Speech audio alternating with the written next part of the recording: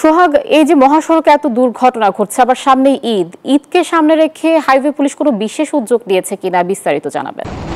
ধন্যবাদ আয়েশা। আপনি জানেন যে দক্ষিণাঞ্চলবাসী ঈদে ঘরে ফেরার যে দুর্ভোগ সেটি কিন্তু এই পদ্মা সেতু এবং এক্সপ্রেস চালুর ফলে কিন্তু অনেকটা কমেছে।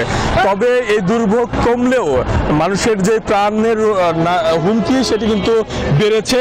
গত এক বছরে আপনি কিন্তু প্যাকেজের মাধ্যমে দেখতে এলেন যে 86টি দুর্ঘটনায় 45 জনের প্রাণহানি হয়েছে এবং 48 জন গুরুতর আহত হয়েছে। তাদের অনেকেই কিন্তু পুঙ্গত বরণ করেছে।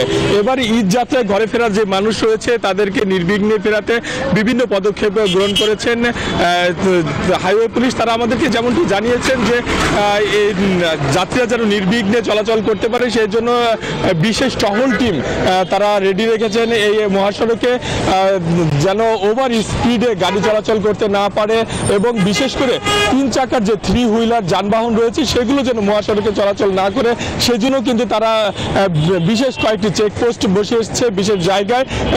সেখান থেকে কিন্তু এই দুর্ঘটনা কমানো সম্ভব বলে তারা মনে করছেন। এছাড়াও রাত্রে যে ডিউটি তারা টহল বাড়িয়েছেন। আপনি জানেন যে সম্প্রতি সময় বিভিন্ন জায়গায় এই গাড়িতে কিন্তু ধর্ষণ এবং ডাকাতি এইগুলো কিন্তু বেড়ে চলেছে এই দুর্ঘটনার পাশাপাশি, সেইগুলো কমানোর রোধেও কিন্তু তারা কাজ করছেন এমনটাই কিন্তু আমাদেরকে জানিয়েছেন। হাইওয়ে পুলিশ যেমনটি বলেছিলেন যে এবার ঈদ যাত্রায় সাধারণ মানুষ যেন নির্বিঘ্নে ঘরে ফিরতে পারে এবং পরিবার পরিজন নিয়ে তারা ঈদ করতে পারে সেই জন্য তারা সব ধরনের প্রস্তুতি গ্রহণ করেছে বলে আমাদেরকে জানিয়েছেন। তো এই ছিল আমার কাছে সর্বশেষ সংবাদ। ফিরে যাবো স্টুডিওতে আপনার কাছে। আয়েশা, এই ঈদে জামা জুতো অ্যাক্সেসরিজের ডিসকাউন্ট